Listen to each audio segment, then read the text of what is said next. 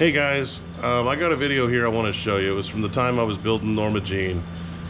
It's me talking about the time right after Daniel killed himself, and I had attempted to do the same. So I've always wanted to get that story out there. I recorded it a long time ago.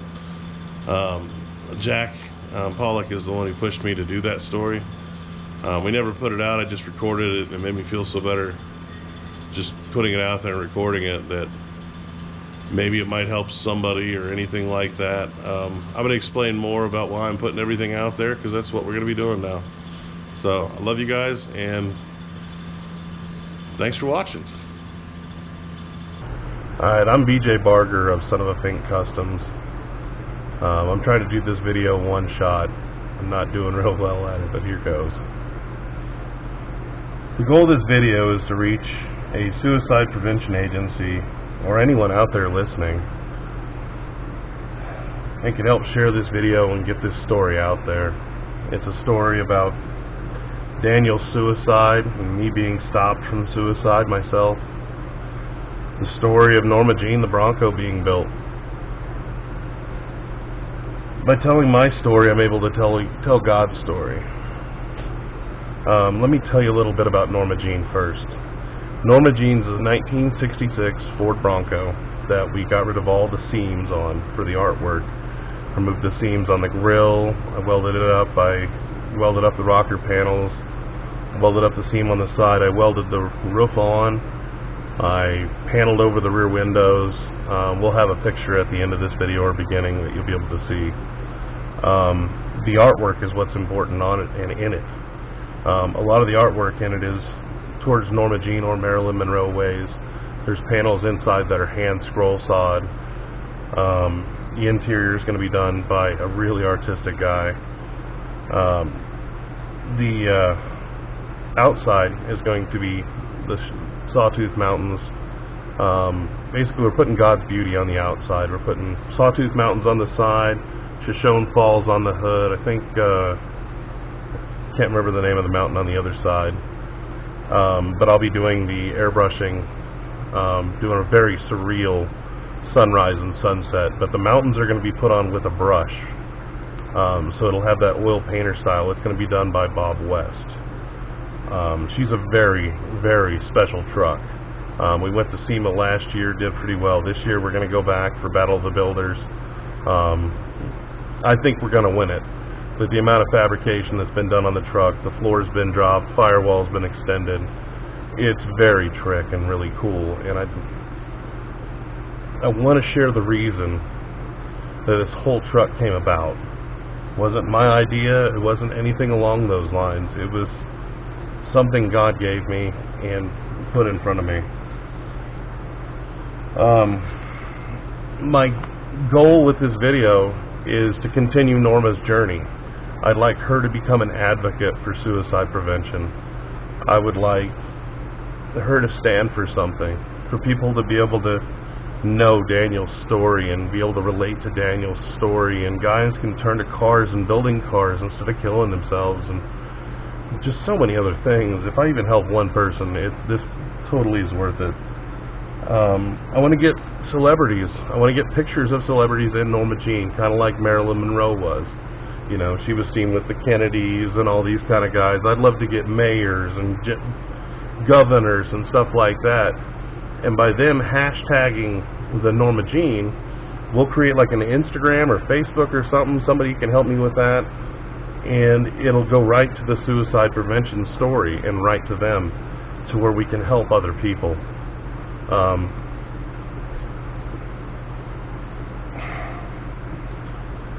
Sorry, I'm just having a moment.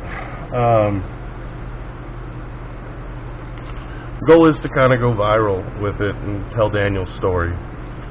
So let me get to that.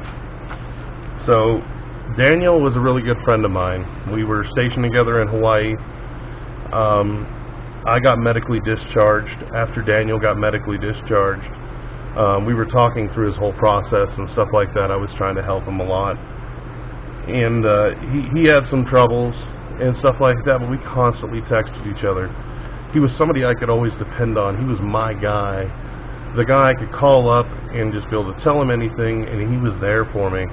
You know, we'd be thousands of miles apart. We were both into the same kind of stuff. It was this connection that you never get with somebody. It's very rare. And I wish the world he'd still be here and everybody could get to know him, but he's not.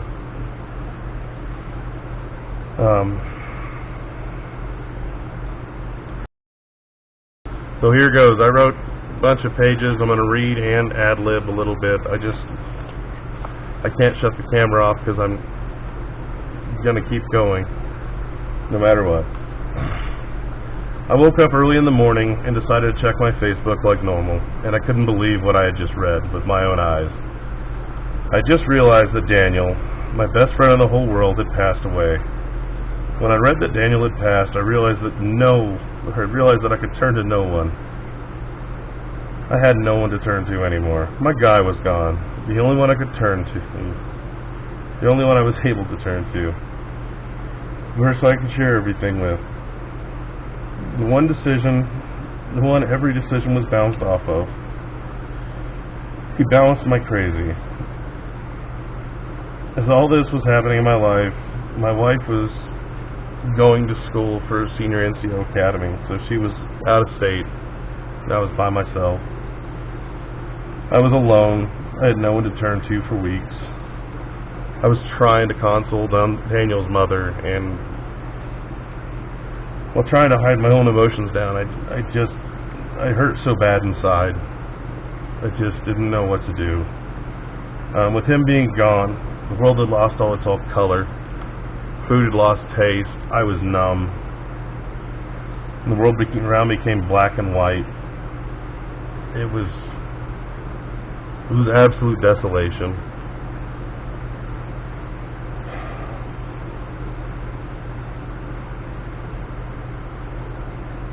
There was just nothing left in this world that I wanted to live for.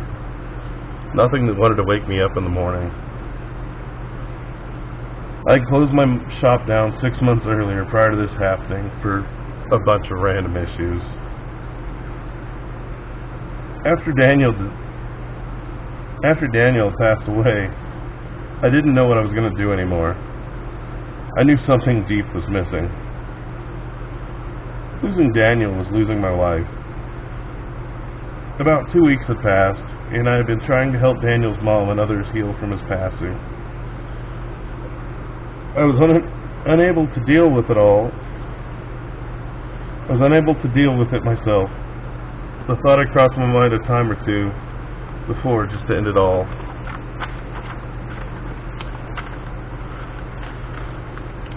I needed to go grocery shopping. I'd already been in a strange place that day, and I had screamed at myself and cut myself to see if I could feel anything. So I'd gone to the store, and once I got home, I got out of the truck, and this pain-in-the-ass cat crossed my path. For unknown reasons, I chucked this jug of milk at this cat. Didn't hit him, but I just had it. The cat had shit on my truck the previous winter, all winter long, because the hood was warm. I hate that cat.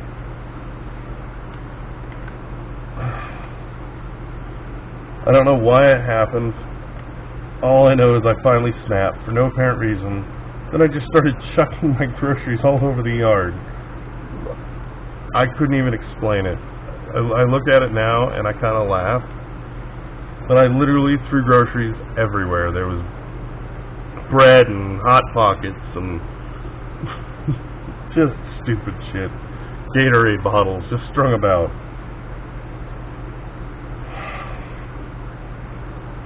I started throwing my groceries all over my yard, and I'm pretty sure my neighbors were watching to add to it all. I had hit my wall. It was the last straw. I was over it. Enough is enough. I picked up my freshly bought Hot Pockets and took them inside and set them on the stove. I put 2 Hot Pockets in the microwave. And I know for a fact, I know this, I promise you, I set the microwave. I'm not an idiot. I'm a fat kid. I know how to set a microwave. I pushed start, and I walked into the shop. I got out my handgun, Once I grabbed it in my hands, I grabbed the clip as well and got it ready. I actually put a pillow around it and I fired it into the ground in the backyard to make sure the gun worked, because I didn't want it not to work. And being a mountain home, it's not uncommon for people to hear gunfire, so I figured I was cool. I don't think I've ever told anybody that.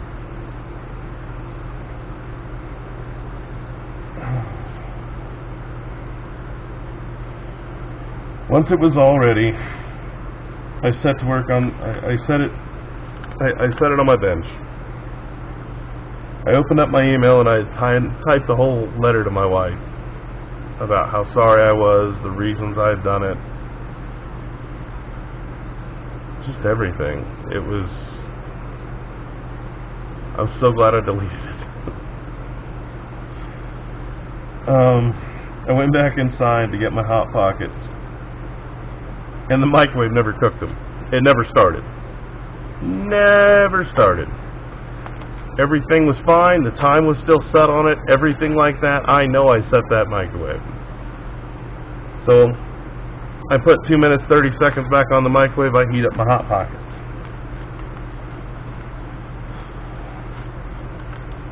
I walked out to the shop and I sat there and waited. Just kind of chilled for a minute. Just kind of thinking about what I was going to do. Went in, got my Hot Pockets. Was sitting there. I just finished my Hot Pockets. I had the gun in my hand, and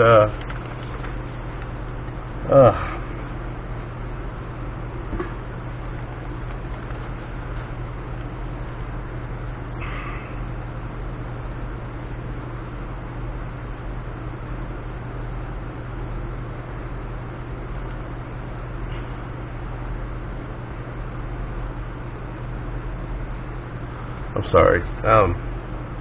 I had the gun in my hand, and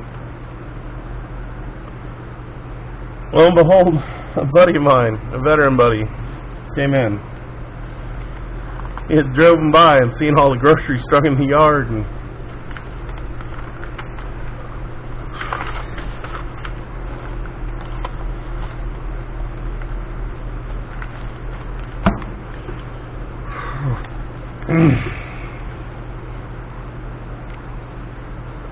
he'd seen all the groceries laying everywhere, and he just came in the house, and you just kind of, that door was unlocked, and he came out in the shop, because you got to go through the house to get in the shop, and he got to the door of the shop, and I had the gun in my hand, and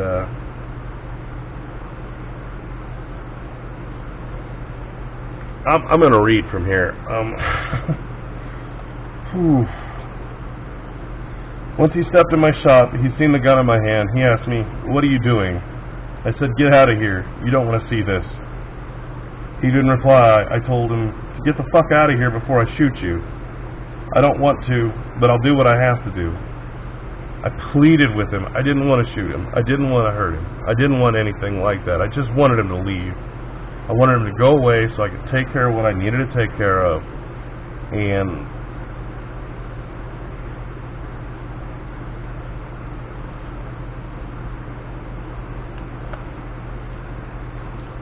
I was begging him to leave. I had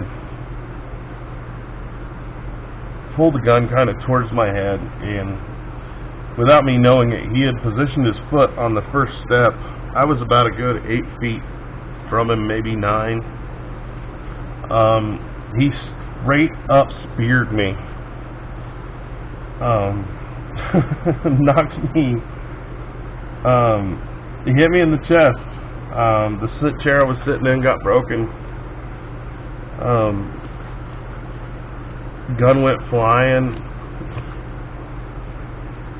He punched me. Went and got the gun. Took it apart. Asked me if I was good. Went in, asked if I had any other guns. Took everything away. He hung out and talked with me for a good while. He doesn't want his name mentioned, so I'm going to bless him with that. he set up kind of a bunch of people to come watch me for quite a while to make sure I was all right, and people to check on me and stuff. It was pretty cool. I've been watching videos online from Liberty University, and I really enjoyed all their convocation videos. They had some really good ones, and there was one in there that the guy talked about a prayer, and he was praying to God, saying, "God, just use me." And my wife had got me into church and stuff like that, and I had tried to disprove it when I first started going, and she, I started seeing the light, and, I got baptized, and still making that decision to take my own life was mine.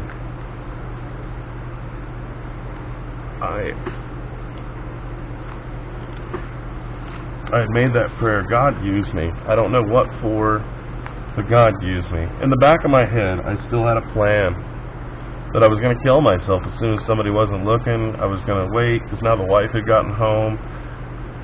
And I was trying to find the right time. So I started selling things. I sold my hearse. I had sold my race quad. So many things I sold. Tools. You name it. I was trying to build a stockpile of money for my wife, so when I died, she'd have something. I got this weird prompting in my chest to buy this gold wing from this pastor, and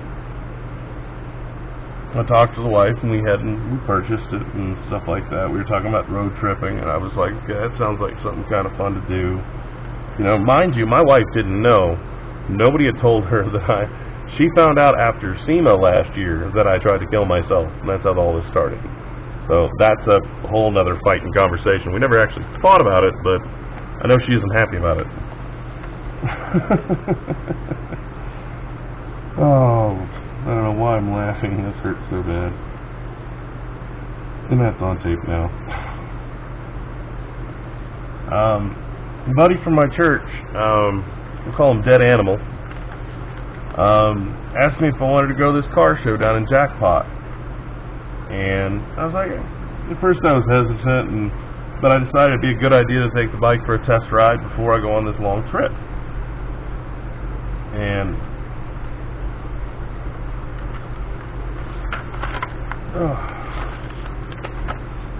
I'm gonna go back to reading. So we rode our bikes to Jackpot, Nevada to enjoy a bike ride and see a car show. Dead Animal George had no idea that just a few months ago, prior to our ride, I had tried to kill myself. As soon as we arrived, we parked our bikes. I seen his booth out of the corner of my eye, and I got this prompting. And I promise you, it was like the craziest voice in my head I've ever heard in my life. It said, you need to tell those guys you're going to SEMA with them. And that's when I noticed the TKO plant booth. It was funny. I continued through the car show, and as I was walking around the car show, at the corner of my eye, I seen the booth yet once again. Then I received the prompting again. You need to tell them you're going to SEMA with them. I walked up to the booth and started checking out their products, not believing someone can make a better mousetrap. Everybody wants to make the better this, better that. We make a better hose clamp. I'm like, can't make a better mousetrap. Let's check this out.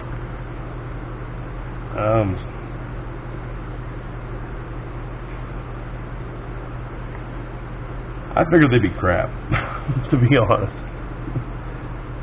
I asked Stan, the owner, if I could turn the clamps on his truck. He had this Avalanche, and it was all pretty and nice, and had the TKO clamps on there. I asked him if I could try and twist them off, and it was his vehicle that he pulled the trailer with, and I almost broke the radiator. I was twisting so hard, he asked me to stop.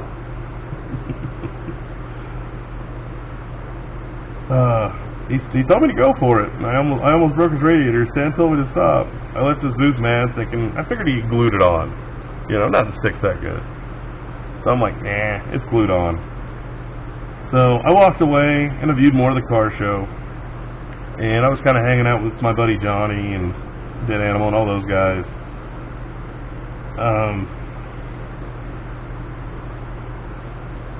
About an hour later, I happened to glance back up the booth, and I got that crazy prompting again, and now I'm pissed, thinking I'm losing my mind. First suicide, now voices come, what's next? I finally headed to the booth once again to prove to myself and others that these clamps are not worth anything. You know, I'm a fabricator, I'm an engineer. Yeah, I'm gonna make them look dumb. It's kind of my goal at that moment. I went up there and they had this pressurized thing, and I was trying to break it. I was trying to break the clamps, and as I was standing up there, I noticed a buddy of mine. He had a 32 Ford Roadster, and he had just purchased the clamps and just put new hoses on his car. So, and they had put the clamps on there. So I went down and checked out his car, and I was looking at his clamps, and I asked him if I could try and twist the clamp off. So I get my big old meat hammer in there, and I try and rip that clamp off, and wouldn't budge. I was pissed. I was getting mad. I was trying so hard. He asked me not to break his car, and he asked me to go away. I was pretty astounded. It was perfect. It was the solution for getting rid of the ugly hose clamps underneath the hot rod hood. I mean, it was epic. Just look at the design. That's when I finally came. They were just made amazing and perfect. That's when I finally became pissed and realized that TKO clamping systems was the perfect solution to clamping. It really is. I walked away irritated and wondering what they would want to do with a guy like me. I saw my buddy Johnny, and I went and hung out with the pinup girls, which was fun. That's when I saw the booth out of the corner of my eye again, and I got the prompting. I decided to march my butt down there and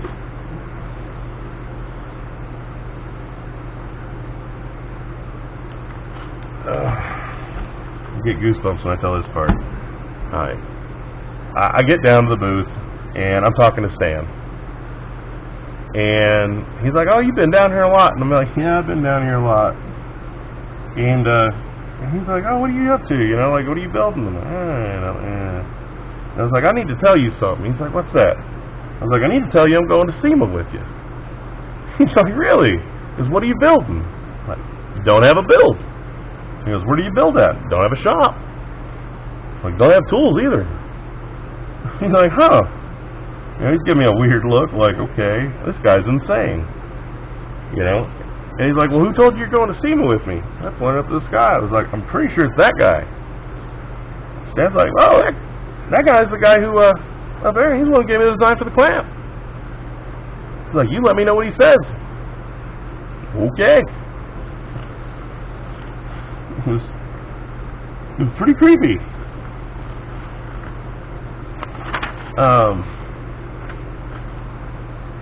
After that, I just hopped on the bike and I kind of headed home.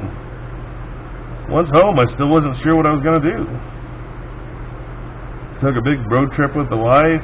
Never told her anything about me trying to kill myself. I needed to make that ride to clear my clear my heart, and get my head straight, and figure out what in the heck I was going to do. When I got back from the road trip, Brenda Robb told me, "I'll give you whatever paint you want. You can paint a mural." Okay, cool. So I paint this giant mural for Daniel. You know, it's a big smiley face. He always loved my teeth, and it has the Back to the Future thing on it because he told me it was basically un-American to have never seen Back to the Future. So I figure if I could go back in time, I'd go back in time and grab him and bring him back. So I put a little big lightning bolt on it and stuff like that. We could probably put a picture too if you want to.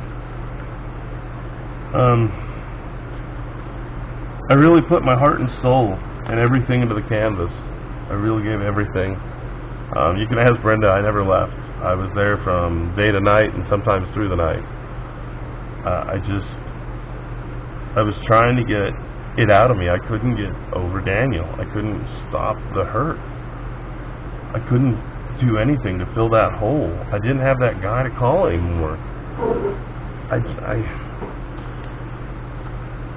I just kept doing more and more art, just trying to fill an empty void that just couldn't be filled.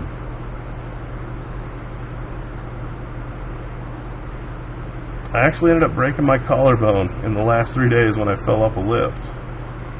And I was actually not able to finish the painting. Everybody thinks it's finished, but it's not.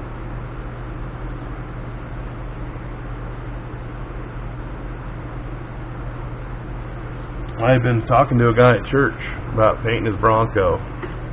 Just doing a little simple paint job on it. And Dave, a couple years prior, had, out of the goodness of his heart, given me a 96 Camry because he saw me driving a 48 Dodge limousine from Mountain Home to Boise, which is about a 45-minute drive. At 55 mile an hour in the winter, it's about an hour drive, hour and a half. It's pretty crappy. He saw what I was going through, and he just gave me a car out of the goodness of his heart.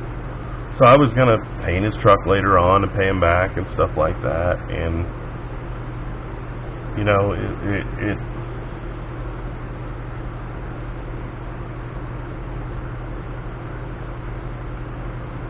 It had really astounded me that somebody had just given me a car to help support my business and support what I had going on.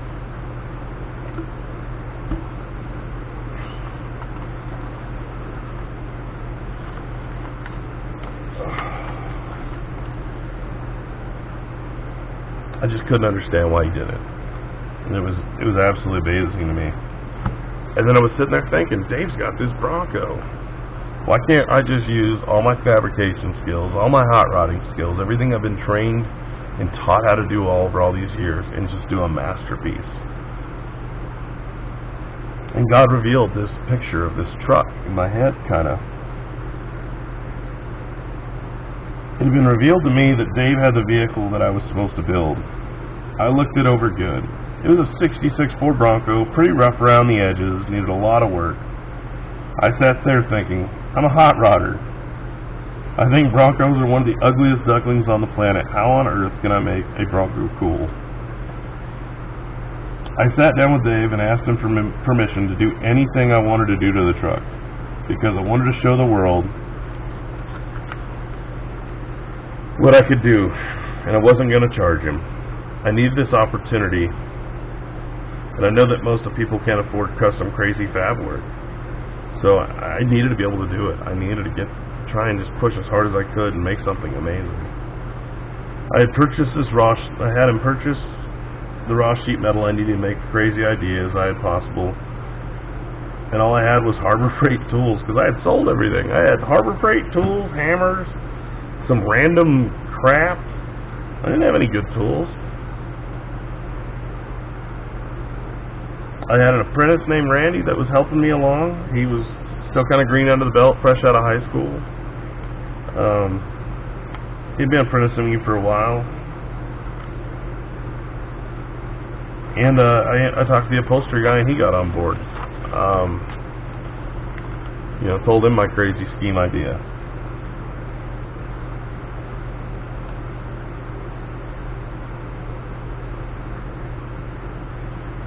I've been praying a lot, and I knew I was going to need help. And I was hanging out with a friend, and he was getting some weed delivered, and this young kid was there with this weed guy, and he was evidently in training, and you could just tell he didn't belong, and they had stopped by my shop a few times here and there, and I could just tell this cat didn't belong. You know what I mean? He's not a weed dealer. He's not a drug dealer. It's not his role. He was just trying to make it by in life. He had sent this new kid down, and I got this. I already said that. Oh, he had stopped by so many times, and he asked if he could apprentice for me. And I was like, "Yeah, you can apprentice for me, but you got to stop dealing drugs."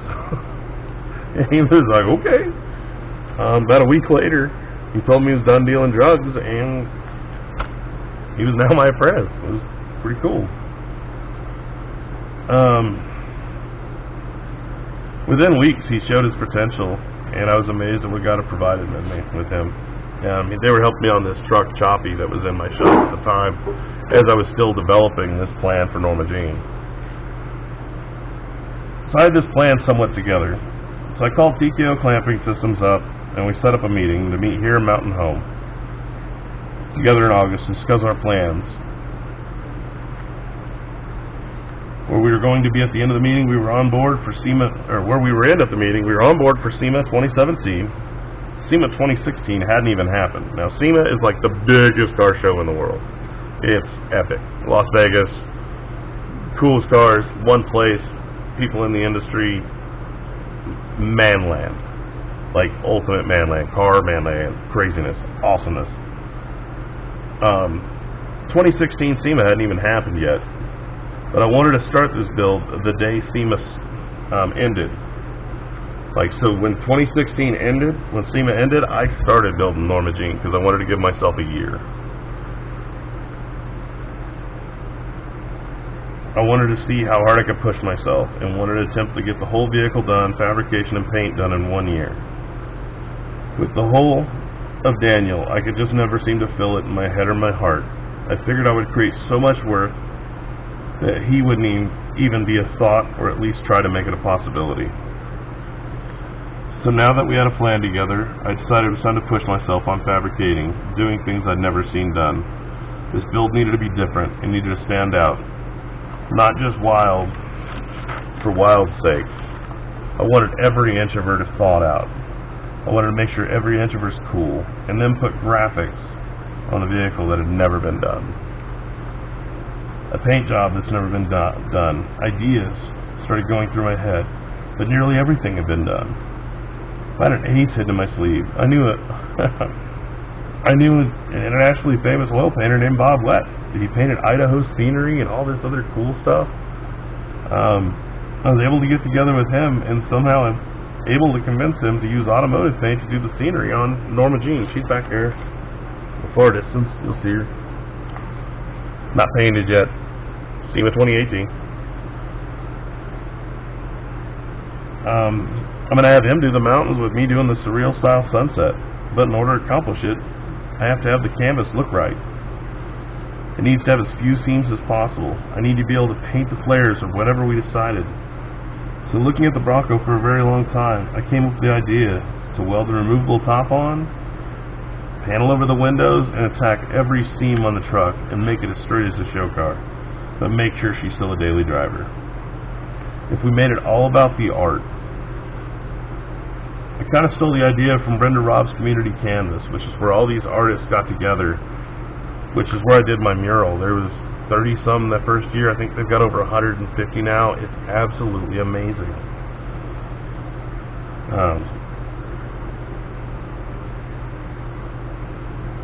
I wanted to create something that was truly one of a kind, our own personal starlet. While talking to my wife, she didn't realize that Marilyn Monroe's real name was Norma Jean. I made the joke that since she decided not to use it anymore, I'm going to steal it for our starlet. She went from North Dakota to Hollywood to become famous. I thought, why can't we go from Idaho to Vegas and do the same thing? And thus, the journey began. I sat down and started to decide how I was going to approach. So I started off by cutting. I noticed the new floor pans had just been welded on, the old ones. I also had put a seat in the truck and realized a guy of any size had no leg room whatsoever. To me, that's a big problem. I'm a fat guy. I want to be comfortable. So I started by bracing the truck up and just cutting the floor pans, everything on the floor completely out. We mocked up our little 3.8 supercharged engine, little Pontiac motor. I decided the firewall had to go. It was just ugly. It had a big bump in it. Needed more leg room. I had to remove the inner fenders as part of the structure of the truck. I took a ton of measurements on the front end after leveling off the frame with the concrete and decided to just start cutting. I removed the firewall. I took a bunch of measurements and I just basically chopped her in half. I cut off the whole nose, cut out the floors, there was none left. Cut out the firewall, good chunk of the dash. Yeah. I wanted to make the dash and the floor all one piece, or appear to be one piece. I did it in two, but I made the floor one piece where it kicked up, and then did the other piece like that. It's only because I don't make sheet metal long enough. Could have done it in one piece.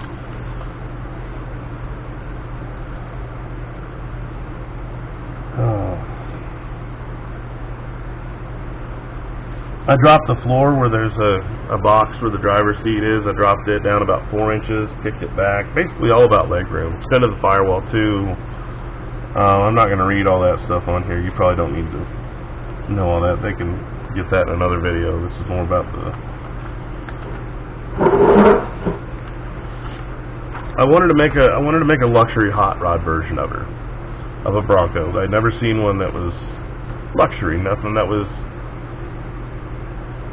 fun to drive, quiet, something you could just road trip in and just enjoy and just have art on the outside and just show the world what's going on. Just be like, this is what's beautiful here in Idaho. Use God's beauty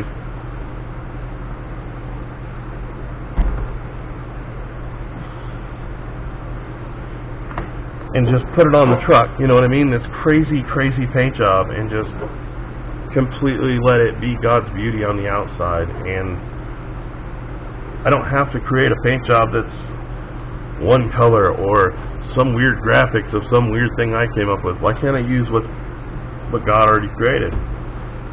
So I thought I'd go to the paint company that I normally had gone through. I'm not going to name them, but it's not hard to figure out. They had supported me and sponsored me for a very long time. And they had stolen me from another company that I had been working for. And I'm not advocating smoking. I'm just stressing because this is scary shit to me. I know you're just a camera. You're still scary. They had stolen me from another company, which I won't name, that I was making pretty good money at. And when they came to me, when I came to them with the idea of me painting the mountains on the side with the surreal paint job off the sunrise, sunset, a few other little secrets too. Actually, take time to watch the video. There's going to be a Marilyn on the roof with Norma Jean's hair, dress blown up, greasy handprints on it. It's going to be gorgeous. They wanted me to go super 70s. They wanted to paint it black with an orange and yellow hockey stripe. And that wasn't my vision. It wasn't anything along those lines. I was so mad at them. All those years of my hard work, and they just kind of like gave me the middle finger. And I was just astounded that they just, something completely out of the box. And I don't know how this paint job's going to land. It's not seen it yet. I don't know exactly what even it's going to look like. Me and Bob are going to kind of just use one of his paintings and use it exact and just go nuts.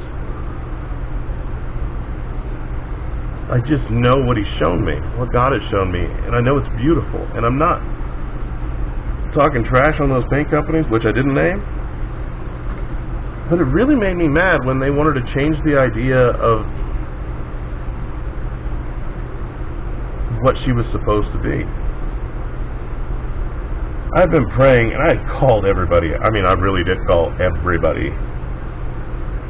I couldn't afford the paint, but Dave couldn't afford the paint. We didn't have any money. I'm trying to build this crazy rig with sheet metal, hours, and all I needed was paint. I knew if I could get a paint sponsor that I could make her look like she's supposed to. Even if I couldn't get all the other knickknacks and the sponsors for the stereo and everything else like that, the outside would look like it was supposed to, and I knew I could do that. I went on for months on Facebook, and I made my friend David Rowland added me to one of these paint forums, and I had made a bitch wine post forum. I think it was on anything airbrush or something, and he had added me to the Tamco forum a long time ago, but I had never looked at any of their stuff or anything like that. I just was like, I'm not sure who the heck these people are. And I made a post, and I was complaining about the said sponsor not wanting me to do what I wanted. I posted the rendering of what I thought Norma Jean should look like. And the first response I got was from Tammy, from Tamco Paint. And she says, I'm interested in sponsoring you. Give me a call. Or, she's like, I'm interested in sponsoring you. So I'm like, oh, okay, yeah. I made some stupid comments on there. I was like, sure, yeah, right. Like, how do I get a hold of you? Thinking it's going to be one of these internet Facebook people, like, haha, like, I don't know. I guess I thought it was a joke. So she gave me the phone number. And when I first called her, because I didn't think she was real. She's like, oh yeah, I'm Tammy from Tamco Paint. When I called the phone number, it was Tammy from Tamco Paint. I hung up the phone because I was freaking out. Because I had known of Tamco products and heard about their clears, and it's supposed to be some of this magic potion stuff. You know what I mean? And I'm sitting there going, okay, yeah, right, this is Tammy from Tamco. And I call her back, and we ended up talking, and sure as no other, she was Tammy from Tamco Paint. I sent her pictures and everything like that, and she loved the idea, and it was...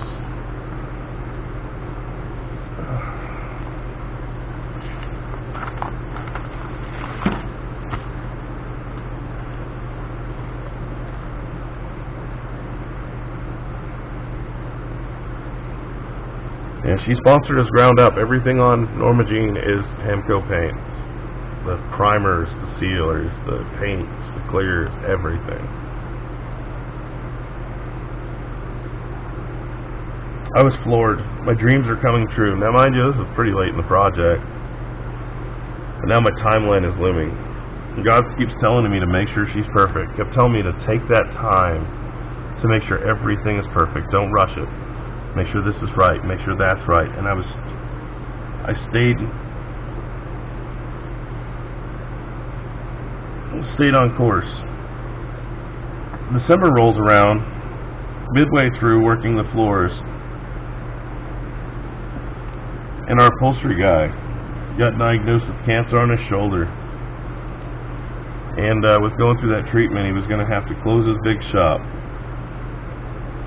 All this happening, he had a bunch of personal stuff happen, divorce, and it's just a lot. So we as a team at Son of a Think Customs decided to have Randy and Tim go over and help him move. Because he's going to have to close down the big shop and can't afford the overhead if he can't work if he's got cancer. I mean, that shop had been there forever. It wasn't an easy undertaking. I decided to beef up myself to 18-hour shifts working on Norma Jean.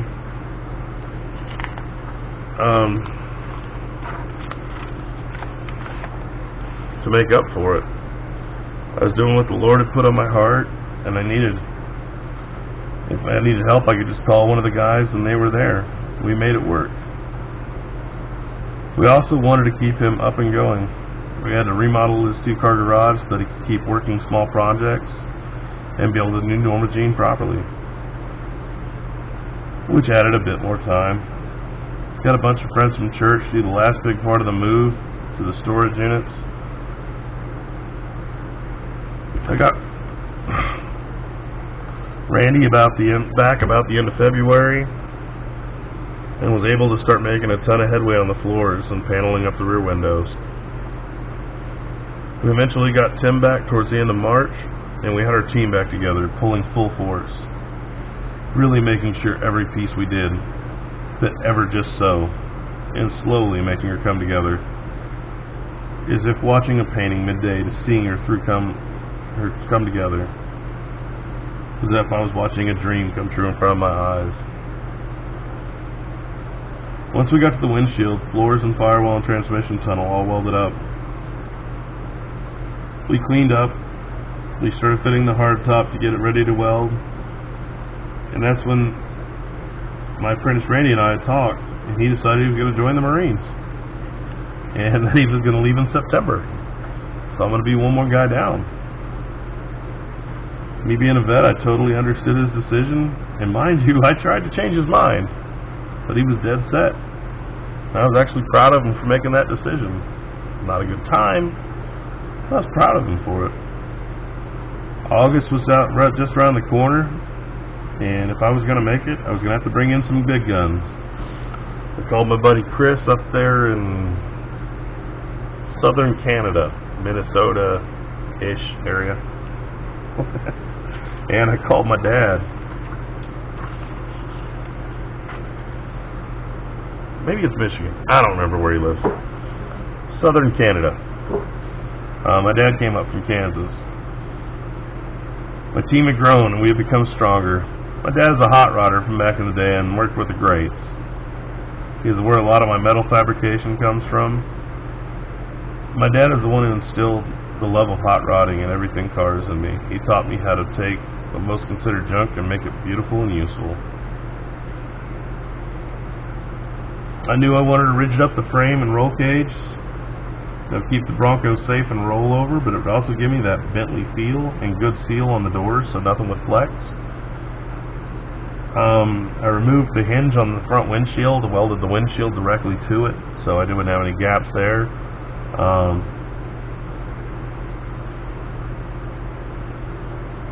I shaved the drip rails. Instead of running a door bar on the roll cage, we went underneath from cage mount to cage mount, so it still is rigid, but it's easier. Rear fenders are funny. I had joked with Randy a while back. My dad had done it back in the 50s, back in the day anyways. They used to flip the fenders around so the front fenders on Norma Jean are actually, the right front fender is actually the left rear, and the left front is the right rear. So we just cut them, split them, made them fit so it looks real good, keeps the truck real symmetrical, makes it look real slick. It was a way to get rid of not having to use aftermarket flares either. They're all plastic, and we wanted to stick with all metal and just really keep her nice and cool. I let my dad work his magic on that. I've been calling him Daddy B. I had been working on welding the roof and the paneling and everything like that. Basically, I called in a bunch of friends. I had to trim the grill down quite a bit. Like, there's so much custom on her, I just don't want to read it all to you.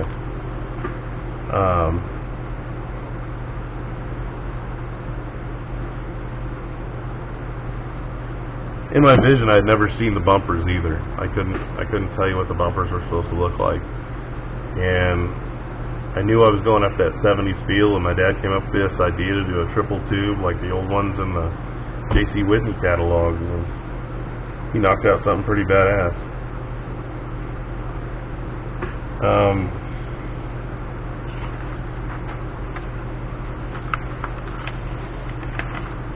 Let's fast forward. It came to crunch time. I worked as many hours as I possibly could, and I didn't have the heart to tell them that I was going to show up to SEMA and primer. I had gotten the body as straight as I could, no filler. It was all hammer, dolly, everything I could do to get that thing as straight as I could because I needed to make sure she was perfect. When we rolled out of here,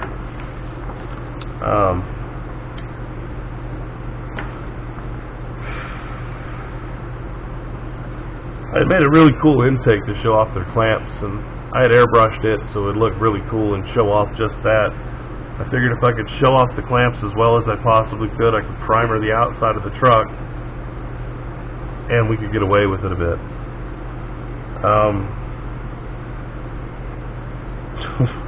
We were missing the computer, we didn't have a windshield, no carpets, we had seats, no drive lines, no brake lines, no fuel lines, no fuel. A lot of missing things on this truck. And we load her up in the trailer and roll to SEMA. Now mind you, Stan God bless his heart, didn't know. I decided to spring it on him because I'm not going to not show up to SEMA.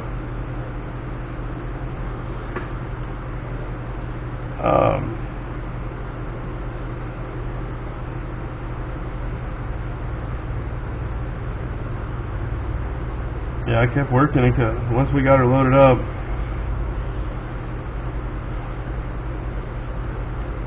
I got on here that I moved the speedometer over. I flipped the Ford logo on the tailgate and paneled over the tailgate because there's going to be another art piece going on it. So that's pretty trick.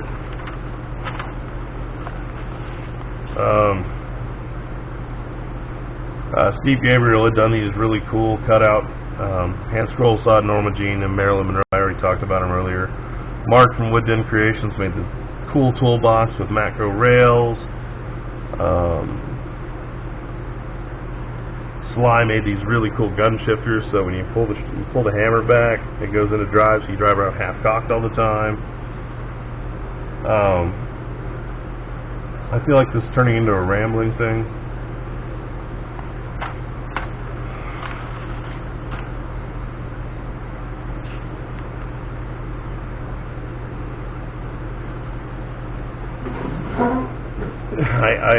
When we were offloading the truck, we dropped her on the jack because we had to borrow this guy's car trailer. It was really short, and we had to roll her in there on bare rims so she'd fit. And as we were rolling out, we were putting the tires back on her that we sponsored tires from Federal Tire too, really cool, nice, and Les Schwab wheels.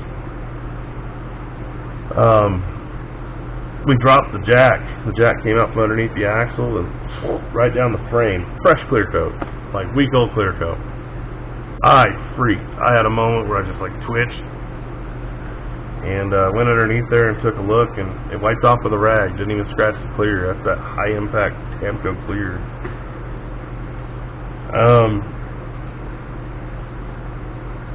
Yeah, when we first started rolling in, one of this SEMA guy came up with his shirt, and he was like, "You're rolling in primer?" I was like, "Yeah." He goes, "Big balls." He's like, "You better own it." I was like, "I guess you're gonna have to." I had looked on Stan's face and I knew that I'd failed him. I didn't have a complete vehicle. I created something I never thought was possible. I'd done as much as I could through the entire time. I couldn't have worked any more hours. I had broken bones. I broke my ankle twice. I broke my wrist once. I had sacrificed so much and did everything, and I still felt like a failure.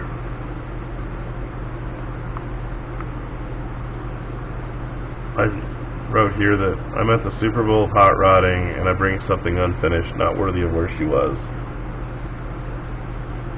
After getting her in the booth and getting her all set up, the workers were setting up carpet in the center aisles, and I remember a moment when I sat down leaning up against the carpet in awe of what had just happened the past year, the fight, the struggle.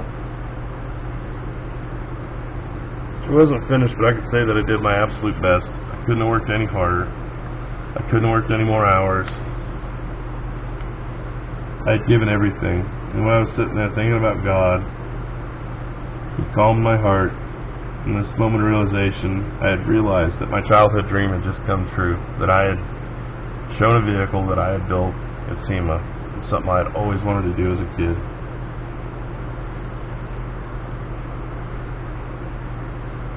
I was upset that Norma wasn't the level I thought she should be at. Then it hit me. It had been over a year and a half since I had been stopped from taking my life, and that my whole world had gone 180 degrees. And I was living my childhood dream. I was astounded, blown away. I was in the place that could help take Norma Jean to that next level, and here I am being depressed. SEMA went well for us. We picked up a few sponsors that we really need to help us get us finished for this year.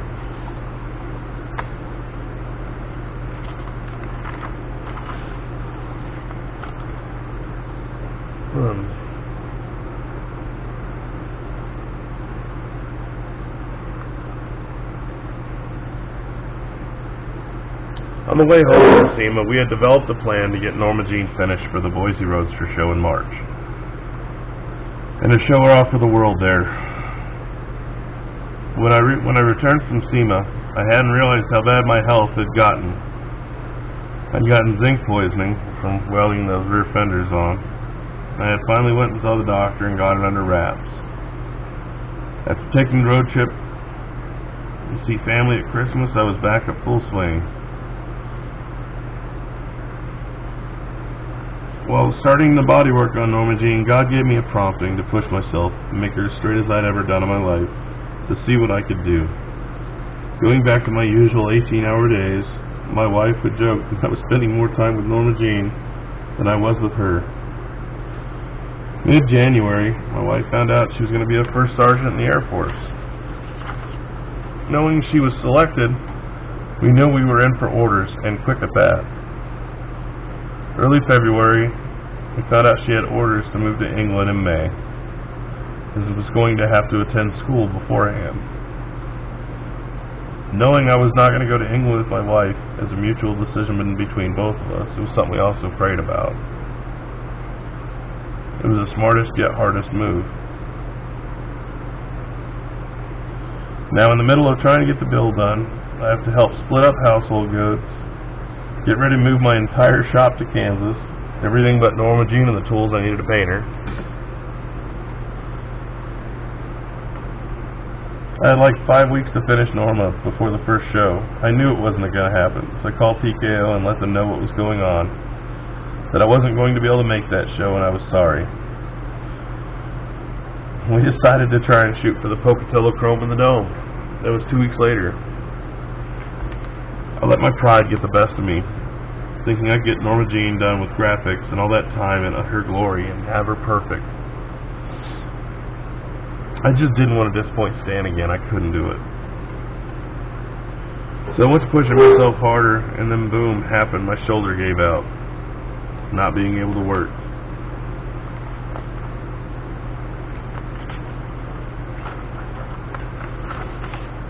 Chrome in the Dome, it came and passed. I had failed TKO clamping once again.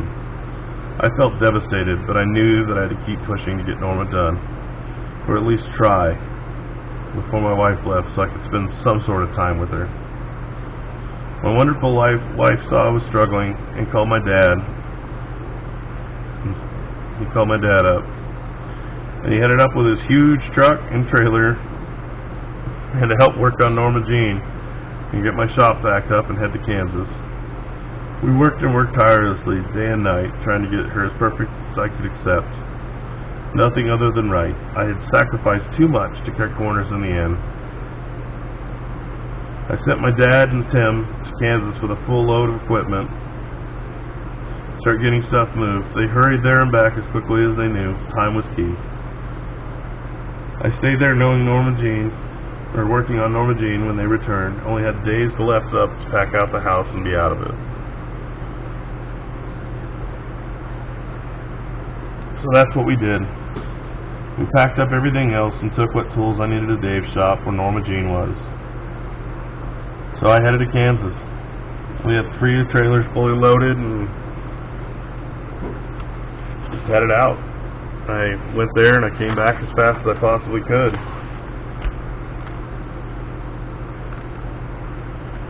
When I came back, I ended up living in this rundown motel with like meth head land.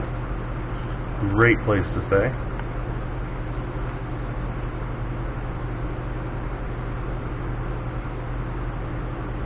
I just worked endlessly to keep away the loneliness that was ever so present. Mid-June had come, and I knew that TKO wanted a finished Norma Jean to submit when they went to conference. They called me a few days prior, and I found myself begging and pleading. In just a moment, the dreams of Norma Jean coming back to SEMA were gone. I felt like every sacrifice I had made was for nothing. Ever since we had moved out of the house, no one stopped by anymore. Everyone had just forgotten about me. I had made myself so isolated from the world that the only person that understood me was thousands of miles away. I felt the same way I felt after losing Daniel. I never wanted to feel that pain or hurt again. I was lost, confused, circling the drain. I didn't know where to turn. I had asked Jack from Trulers a few weeks earlier if he wanted to help sponsor our project and send me some sponsor stuff with these things, Trulers. They're like a magnetic tape ruler. They're freaking awesome. So I can measure the mountains properly and make sure everything's to scale. You know, I found myself talking to Jack, and he asked why I was so low and down and out, and I didn't want to tell him. Once I opened up, Jack was instant response. Norma Jean has to go to SEMA, that's what he said. And for the rest of the story that we had told, you know, he basically saved me out of the pits again.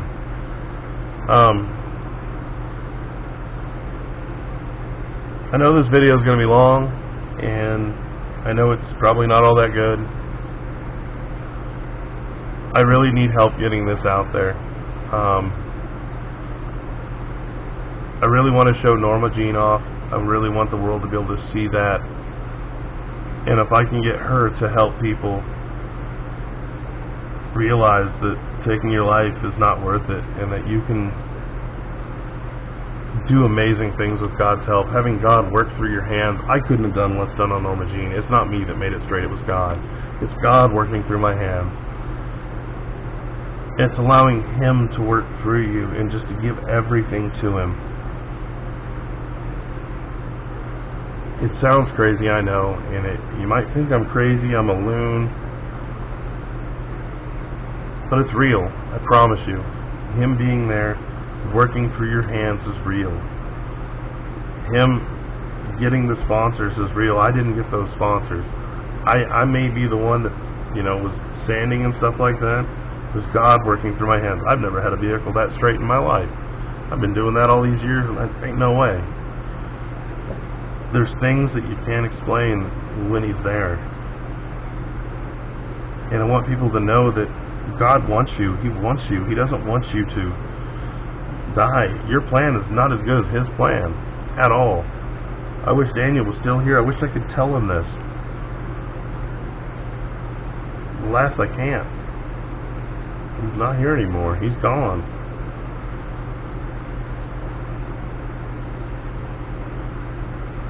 I guess my point is, I think there's an opportunity to be able to utilize Norma Jean and how cool she looks in the end, to be able to get this out there and to help other people not end up in the situation I was in, and to help them show that they can use their hands, and God will help them, and God will be there for them.